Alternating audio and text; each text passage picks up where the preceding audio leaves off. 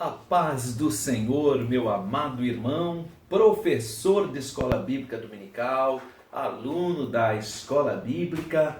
É uma alegria podermos comentar o assunto da lição de número 6, as cortinas do tabernáculo.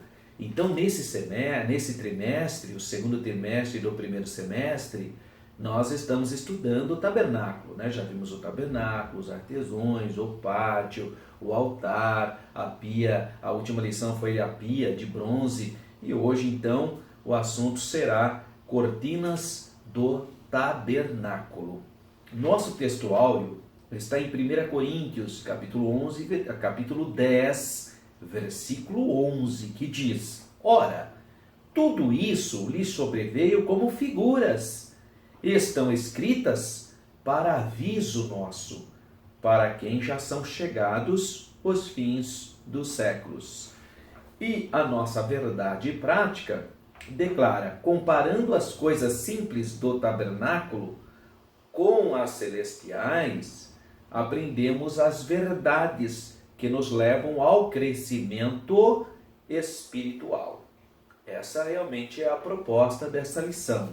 Vamos pensar um pouquinho então sobre 1 Coríntios capítulo 10, versículo 11, que diz: Ora, tudo isso lhe sobreveio como figuras, e estão escritas para o aviso nosso. Primeira coisa que eu preciso entender é o contexto desse texto áureo. O contexto está no capítulo 10 da primeira carta do apóstolo Paulo aos Coríntios, entre os versículos 1 a 13. Neste ensino, a gente observa que o apóstolo Paulo está dizendo que o Antigo Testamento são figuras. Isso é importante, porque infelizmente tem gente que despreza o Antigo Testamento. Você sabe que na minha primeira aula, quando eu fui falar sobre o tabernáculo, eu procurei alertar os professores, na nossa aula de capacitação, que a gente faz todo sábado na Assembleia de Deus de Campinas, às 16 horas, nós temos uma aula com os professores que vão ministrar no domingo. Eu alertei eles para o cuidado, porque muita gente tem dificuldade de trabalhar o Antigo Testamento. Tem gente que despreza, inclusive o Antigo Testamento. Por quê? Porque ele entende que é uma linguagem árida, é cansativo, é repetitivo. Então tem muita gente que tem uma certa ojeriza ao Antigo Testamento. E nós precisamos ter temor do Senhor. O Antigo Testamento é o alicerce do Novo. São figuras que projetam uma realidade no Novo Testamento. Então o Antigo Testamento não pode ser desprezado, tá? É importante nós entendermos isso. É importante entendermos que no Antigo Testamento nós temos uma coisa chamada pedagogia divina. Esse é um termo criado pelo pai da igreja, Irineu de Lyon. Ele, num livro chamado Adversus Haereses, ou Demonstração da Pregação Apostólica, ele vai explicar que as coisas que aconteceram no Antigo Testamento, as vitórias, as derrotas, a alegria, as tristezas, os traumas, tudo que acontece no Antigo Testamento serve como um ensino pedagógico para nós, igreja, hoje. Tudo que aconteceu com o povo de Israel. Então não pode desprezar o Antigo Testamento. É a pedagogia divina. Interessante que tem coisas no Antigo Testamento que é exclusivamente para o povo de Israel. Por exemplo, existem muitos estatutos perpétuos. A circuncisão é um estatuto perpétuo, mas é um estatuto perpétuo para quem? Para o povo de Israel, não é para a igreja. A igreja é circuncidada no coração. A Páscoa é estatuto perpétuo para o povo de Israel. Nós celebramos a Santa Ceia do Senhor. O sábado tem que ser guardado pelo povo judeu, é estatuto perpétuo para Israel. Mas para nós, igreja, o nosso descanso é o Senhor Jesus. O nosso sábado é o Senhor Jesus. Jesus é o Senhor do sábado. Então, existem muitos estatutos perpétuos no Antigo Testamento, mas é para o povo de Israel. Não tem a ver com a igreja. E muita gente, por não ter discernimento, acaba confundindo as coisas. Então é importante o Antigo Testamento. Tudo que tem lá é um alicerce, são figuras para as coisas futuras, graças a Deus. Então, isso foi chamado como pedagogia divina. Então, por iniciativa de Deus, sempre é Deus que toma a iniciativa de se aproximar do ser humano, porque a graça, a graça de Deus se há manifestada, trazendo salvação para todos os homens. Então é a graça de Deus que habilita o livre-arbítrio do indivíduo para ele poder crer ou não crer, mas sempre o primeiro toque provém de Deus. Sempre é Deus que toma a iniciativa de aproximar-se do homem, graças a Deus. E Deus sempre quis ter uma comunhão com o ser humano. É isso que a gente está estudando desde da primeira lição, quando Deus manda fazer o tabernáculo.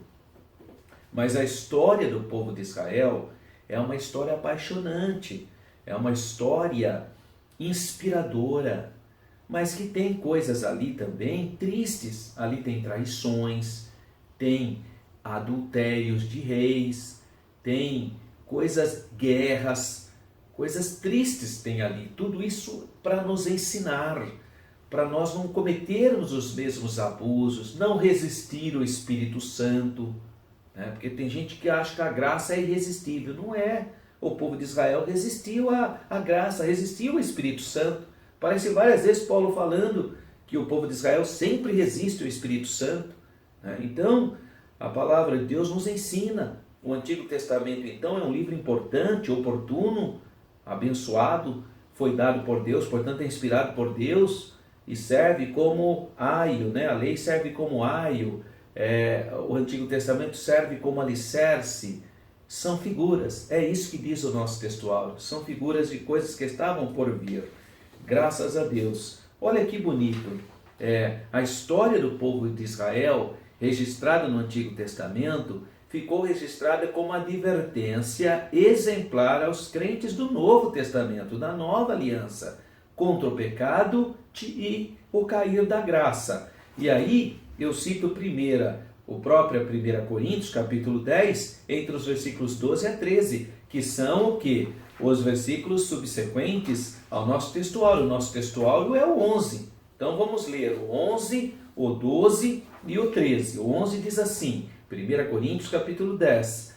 Ora, tudo isso lhe sobreveio como figuras, e estão escritas para aviso nosso, para quem já são chegados os fins dos séculos. Agora o versículo 12. Aquele, pois, que cuida estar em pé, olhe, não caia. Não veio sobre vós tentação, senão humana, mas fiel é Deus, que não vos deixará tentar acima do que podes. Antes, com a tentação dará também o escape, para que a possais suportar. Então há um contexto no nosso texto áureo, por isso que ele fala figuras. Então, o que aconteceu no Antigo Testamento é uma pedagogia divina para nós que vivemos na Nova Aliança, no Novo Testamento. Graças a Deus. Leitura bíblica em classe. Êxodo capítulo 26, versículos 1 a 14. E quais são os objetivos dessa lição de número 6? Classificar a coberta e as cortinas do tabernáculo. 2. Descrever a simbologia das cortinas do tabernáculo. E 3. Expor o significado simbólico das cores das cortinas do tabernáculo. Nós temos uma interação com o professor, quando ele vai falar, que na última lição se falou sobre a pia de bronze, que fala sobre pureza e santidade dos crentes nesse período contemporâneo, e vai mostrar então a importância da doutrina no cotidiano da vida cristã. Então você que é professor de escola bíblica dominical, você que é um líder do círculo de oração, de um departamento, um obreiro, ou se você é um cristão de um modo geral, um crente, do modo geral, às vezes não tem um cargo, mas tá ali. É importante você saber que você precisa estar sempre vigilante, lendo a palavra, porque a palavra são águas purificadoras, buscar o poder do batismo no Espírito Santo. Você precisa ter uma experiência com o Senhor, porque o Espírito Santo também purifica, o fogo purifica a alma da gente. Você tem que estar sempre em comunhão com o Senhor, orando em todo tempo. Tudo isso é importante que nós aprendemos lá no primeiro bimestre, né? Quando a gente viu sobre a guerra espiritual. Agora a gente está vendo o segundo bimestre sobre o tabernáculo, mas que mostra também pureza, dedicação, consagração, santidade. Está observando como as lições elas se interagem? Isso é bênção para a vida do seu aluno, para a minha vida, para a sua vida que está acompanhando esta lição.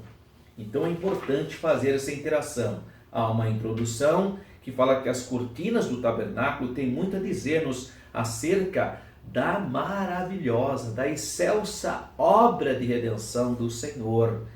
E há o que? As estruturas, os símbolos, as cores, tudo isso tem uma riqueza espiritual para nós. Ponto central: as cores das cortinas do tabernáculo apontam para a nossa salvação. Então, primeiro item, as cobertas e as cortinas do tabernáculo. Embora fosse complexa em detalhes, porque é mesmo, e essa complexidade às vezes faz com que a gente desanima de ler. A hora que a gente chega no livro de Êxodo, Levítico, aí começa uma certa repetição, tal tribo trouxe tantas bacias de prata, tanta coisa, teve de Azer, teve de Dan, ficou muito repetitivo inclusive, mas são detalhes complexos que têm um simbolismo. Eu estou falando isso porque eu tenho uma filha adolescente, a Yasmin, e ela começou a ler a Bíblia comigo, mas a hora que chegou em Êxodo, agora capítulo 25, tabernáculo, aí depois entrou em Números, Levítico, aí coitadinha, ela já não, adolescente, já teve dificuldade. Aí eu precisei, como um pai, como um pastor, fui orientando: não, filha, não tem problema, então vamos lá, vamos ler o livro de Esther. Aí ela já se animou de novo. Então, de fato, há uma complexidade, uma certa aridez, de uma certa repetição, mas estão escrito ali, não pensa que está ali, irmão, não sei porque pois isso, não, tem um motivo, e nós estamos estudando essa simbologia, essas figuras. Tá? Então é importante ter essa percepção. O tabernáculo, portanto, foi um santuário muito simples, irmãos. Tá? E por isso que eu louvo a Deus e eu vejo realmente a revelação de Deus para Moisés. Porque Moisés, irmãos, ele era um homem extraordinário. Esse homem, aos 40 anos, ele estava no auge do seu poderio intelectual, engenheiro. Se você pegar a tradição rabínica, se você estudar Flávio Joséfo, é verdade, tem muita coisa ali que não sei se a gente pode levar muito em conta, mas tem algumas informações ali, algumas inferências que mostram que Moisés era um construtor daqueles templos e ajudou e fez umas obeliscos e tanta coisa. Você vê isso também no filme Os 10 Mandamentos, né? De qualquer maneira, a Bíblia diz que ele era formado em toda a ciência, então ele era um arquiteto também, um engenheiro. Agora você vê que o tabernáculo realmente foi revelado por Deus, porque não tem nada a ver dos templos egípcios. Você vê que é uma diferença abissal entre o tabernáculo, que é uma tenda simples, tem a sua complexidade, mas dentro de uma revelação de algo celestial. Não tem nada a ver com aquelas colunas, aqueles templos, aquelas flores de lótus do Egito, aquelas construções monumentais. Então você vê que talvez se Moisés tivesse que fazer da cabeça dele, ele ia fazer mais ou menos igual aos templos do Egito também, porque ele veio de lá, mas Deus orientou ele, né? Então ele fez conforme o modelo celestial, glória a Deus. E as coisas de Deus são simples, irmãos. Bonito isso, né? Coisa simples. Deus sempre operou na simplicidade. Vê, Jesus nasceu em Belém, lá no manjedouro, tudo simples. Então, as coisas de Deus são simples, graças a Deus, irmão. A gente que enfeita o pavão, mas as coisas de Deus não são assim não, são tudo simples, graças a Deus. Agora, há uma complexidade nessas construções, embora simples, mas tem uma beleza, tem uma obra de arte, né? A coberta era feita de peles de animais, texugos ou golfinhos, ele fala aqui animais marinhos. O desenho não expressa beleza exterior ou algo que chamasse atenção. Tratava-se de um material para resistir. Resistir o quê? Resistir às intempéries do deserto, que é um clima seco. O deserto durante o dia é um calor terrível. E à noite é frio que só vendo. Eu já acampei no deserto. Claro que eu era bem mais jovem, quando eu estava na Universidade de São Paulo, eu fui em um programa para Israel, estudar lá em Israel. E lá no programa a gente foi acampar em Eilat, né? Eilat é o Golfo, né? Ali no Golfo de Aqaba, divisa de Israel com o Egito. E eu tive a oportunidade de dormir uma noite, inclusive no deserto mesmo, perto do chamada Minas do Rei Salomão, né? E realmente é isso, durante o dia é um calor, que misericórdia, né? 40 graus na sombra. E à noite, meus irmãos, é um frio, mas é um frio, são extremos. E para suportar essas intempéries do deserto, então por isso que tem essas peles. Não é nem muito por beleza, mas é por resistência. A estrutura na qual repousava a coberta era feita de madeira de acácia. Outra coisa interessante, essa árvore de acácia é comum nos desertos. Essa é uma árvore, irmão, ela é interessante porque ainda hoje você vê nos desertos da África, também do Sinai, dos desertos da Arábia Saudita. É uma árvore muito resistente. É uma madeira que ela se autodefende, né? Ela tem uma seiva que se protege contra insetos que danificam, né, o madeiramento. Inclusive os seus brotinhos, ela tem uma expressão química, né, que os animais que se alimentam dela não podem se alimentar por muito tempo dela, porque ela emite reações químicas que espantam os animais. Então é uma árvore muito interessante, é uma madeira resistente, é uma madeira do deserto, a madeira de acácia. Assim era o tabernáculo.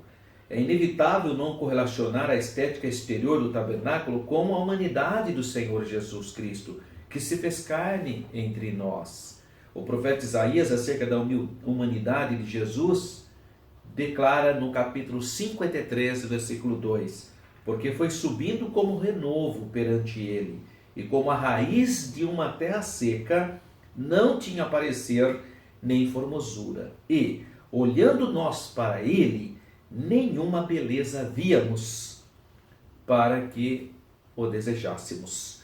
Então veja como as profecias do Antigo Testamento têm esse apontamento para o Novo. 2. As cortinas internas.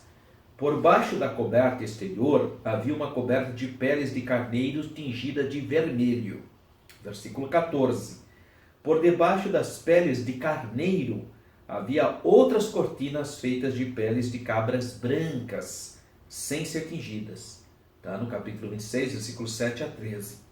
Por último, havia uma quarta cortina, que podia ser vista somente do lado de dentro do tabernáculo. Era uma cortina feita de linho branco e fino, com bordados das figuras dos querubins. Capítulo 26, versículo 1 a 6. Suas cores eram de púrpura, escarlate e azul. É a visão então da glória, né, do céu da glória, né? Toda essa imagem nos aponta alguns símbolos importantíssimos. Então vamos ver quais. Primeiro, a coberta tingida de vermelho.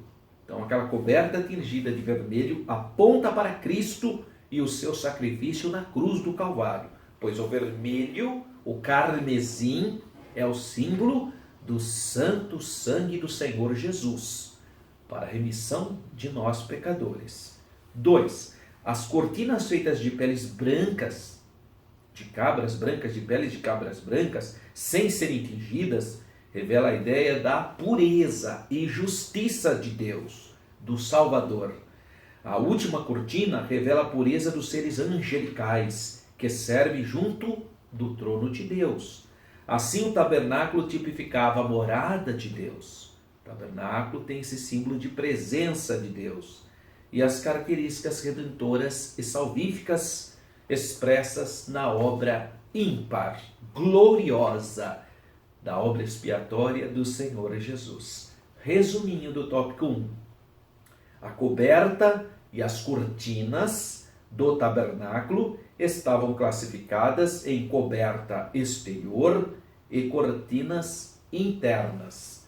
Há um subsídio didático pedagógico que você pode ler com calma. Tema 2. O cortinado do pátio do tabernáculo. Primeiro, a simbologia descritiva das cortinas do tabernáculo. Bom, as cortinas do tabernáculo, então, nós não podemos deixar de enxergar nisso o valor espiritual e tipológico. Então tem um significado. A madeira, metais, tecidos, tintas, tudo isso tem uma tipologia singular com a relação da pessoa de Jesus em relação à obra do Senhor Jesus na cruz. O significado de separação.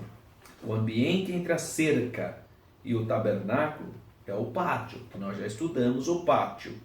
Havia um cortinato branco de linho fino torcido, que tinha por objetivo fazer a separação dos pecadores. Para adentrar ao pátio, o pecador deveria levar a sua oferta pelo pecado.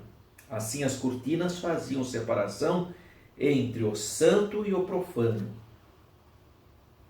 entre o divino e o humano, entre o secular e o religioso, né? Nesse sentido, a imagem do cortinato de linho torcido simboliza a pureza de Deus em um ambiente, num mundo impuro. É o símbolo da santidade e pureza do Senhor Jesus, pois, como homem, nosso Senhor não teve mácula, nunca houve engano nos lábios do Senhor Jesus.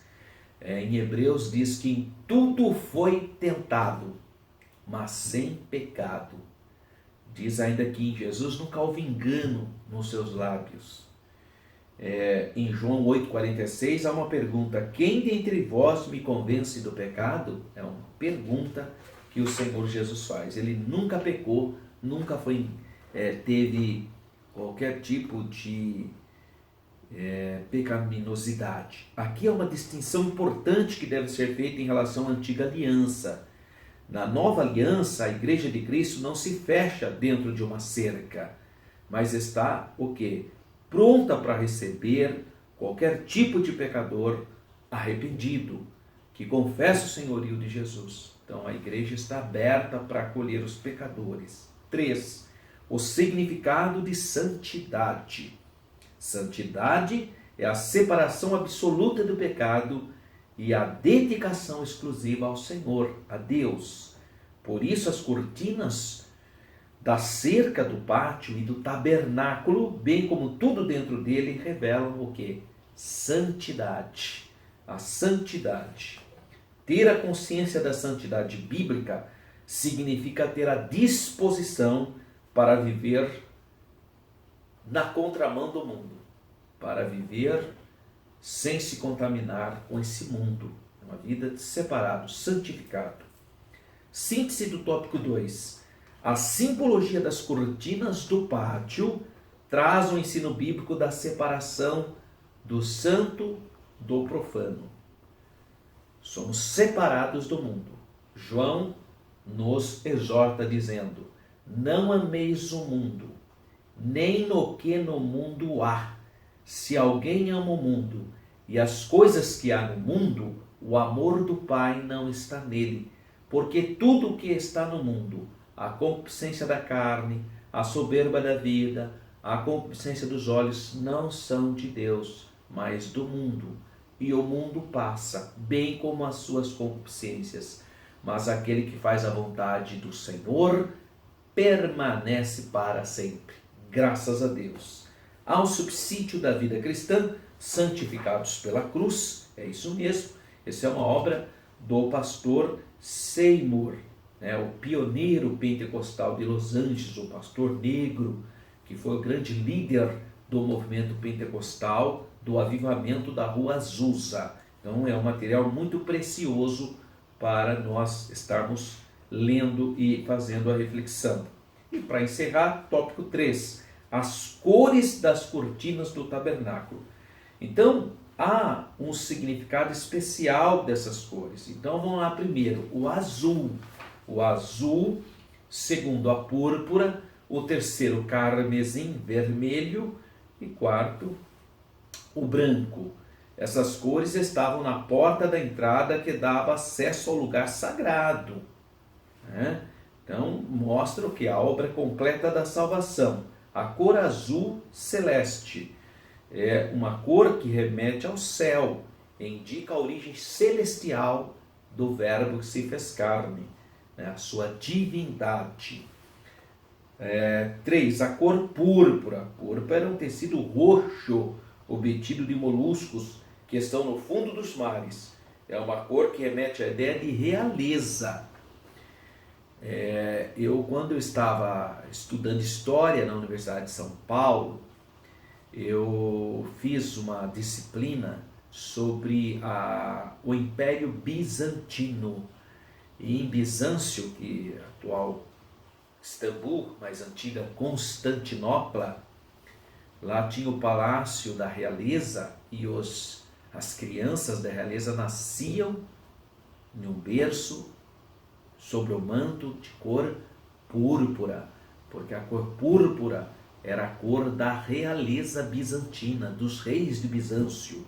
Por falar em Império Bizantino, se Deus nos permitir, em novembro estaremos fazendo a nossa viagem para as 7 igrejas da Ásia e Israel. Eu quero convidar você para ir conosco no grupo do professor Alberto. Entra no meu site, pega as informações e vem com a gente para essa viagem. E nós vamos visitar, se Deus nos permitir, Constantinopla, a antiga capital do Império Bizantino, onde a realeza nascia no berço com o pano púrpura. Porque púrpura é, sem dúvida, o símbolo da realeza, dos reis.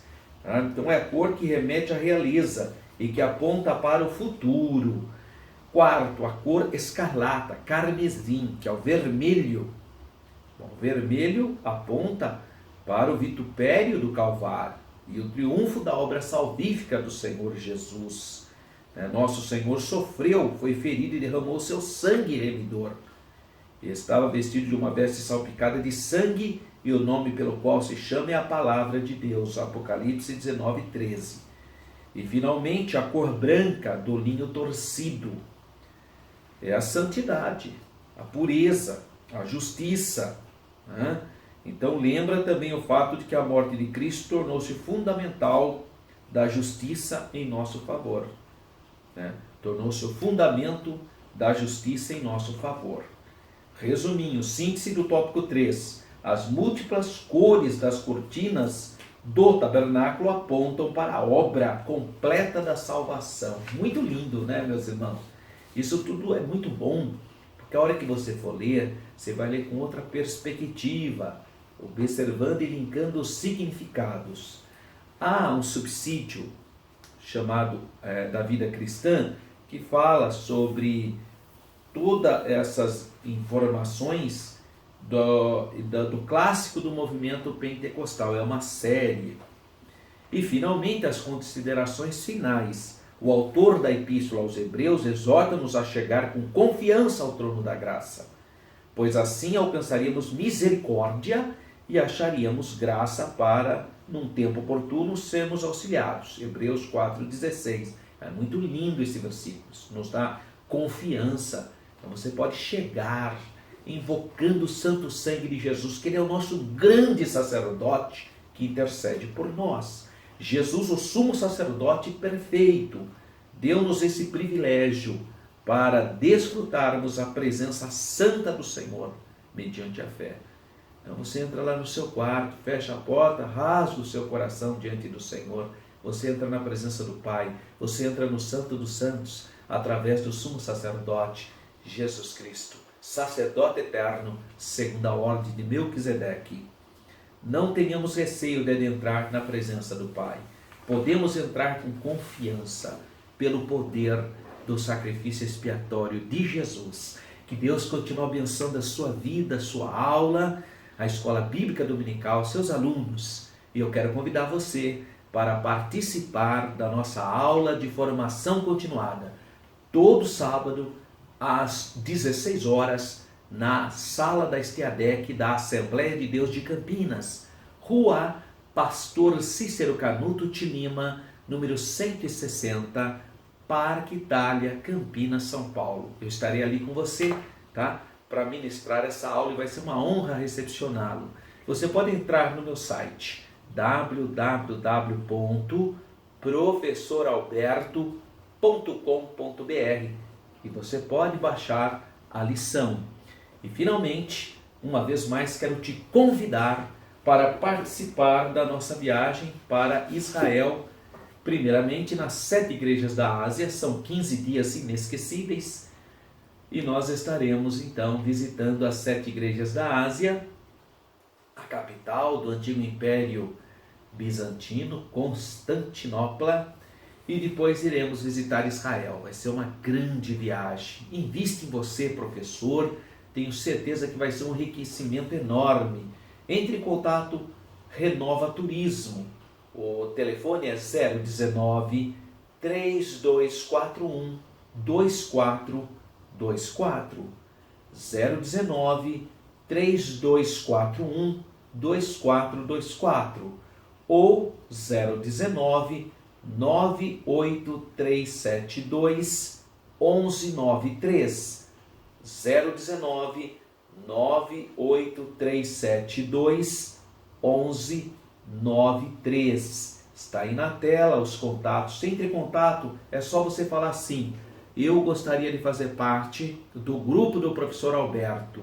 Nossa viagem será em novembro de 2019, do dia 1 ao dia 15. São 15 dias e vai ser uma alegria tê-lo também como parte desse grupo, tá bom? Que Deus abençoe sua vida. Fique na paz do Senhor.